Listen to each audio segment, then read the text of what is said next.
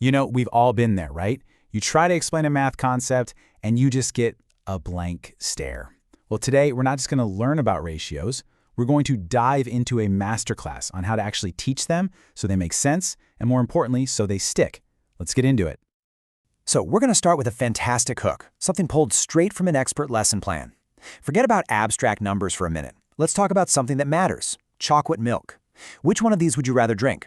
2 tablespoons for 8 ounces or 3 for 12? Go on, think about it for a sec. And the answer is, well, it's a bit of a trick question. They are exactly the same. Both recipes have the exact same level of chocolatiness. And that mathematical tool we use to prove it, to compare these relationships, that's a ratio. See, we've immediately made an abstract concept tangible and pretty delicious. Okay, now that you're hooked, it's time to build the foundation. Any great teacher knows you have to start with a really solid base of understanding before you can start building anything on top of it. So what is a ratio? At its heart, it's just a comparison. It's not just a number, it's telling a story about a relationship. In our chocolate milk example, the relationship is between the syrup and the milk. It's the secret formula that decides how good it's going to taste. And hey, this isn't just theory. We're going to walk through the actual lesson materials right here. Look at this worksheet. Notice how it immediately grounds the whole idea in things we get: recipes, classrooms, cars. That right there is a key principle of great teaching. An expert teacher doesn't just spit out the answer. They make their thinking visible. It's a technique called the think aloud method.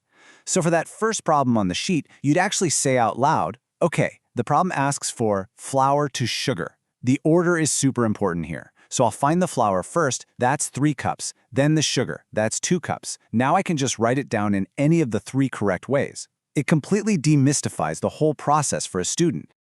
Now, this is where a lot of students get tripped up: the difference between part to part and part to whole. Are we comparing one part to another part, like boys to girls? Or are we comparing one part to the entire group, like boys to all the students? Getting students to remember that they have to add the parts to get the whole, that simple step is a total game changer. And this leads us to maybe one of the most useful tools in the entire ratio toolkit: the unit rate. This is the key to making fair comparisons. Think about it: miles per 1 gallon, the price for 1 apple. It simplifies everything because it brings the comparison down to that magic number, 1. All right, we've defined our terms. We have our foundation. Now it's time to put these ideas to work. A really effective lesson always moves from definitions into actual practice, so let's see what that looks like. This section of the worksheet zeroes in on a really important idea: equivalent ratios. This just means that the numbers might change, but the core relationship, that chocolatiness, the recipe's secret formula, it stays exactly the same. So, how do we find that missing number in the table? This is where students have to learn to think multiplicatively, not additively. We're not just adding 1 more cup of flour, we're doubling the entire recipe. So to get from 2 cups of flour to 4, you have to multiply by 2. That means you have to do the exact same thing to the milk. Multiply 3 by 2, and you get 6. Simple as that. And this is a brilliant illustration of how the unit rate becomes our secret weapon for solving bigger problems. If you want to find the cost of 7 notebooks, you don't have to guess. First, you find the cost of 1. Find that unit rate. Once you know that 1 notebook costs $2.75, you can find the cost of any number of them. You just scale it up. Okay, now for the part that separates good teachers from great teachers. It's not just about knowing your stuff. It's about anticipating exactly where students are going to get stuck and having a plan to get them unstuck. Let's pull back the curtain on some of these common traps. Just look at this. This is a gold mine.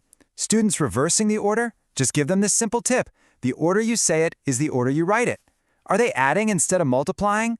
Remind them it's like making batches of a recipe. Confusing part to part with part to whole? Have them draw a picture.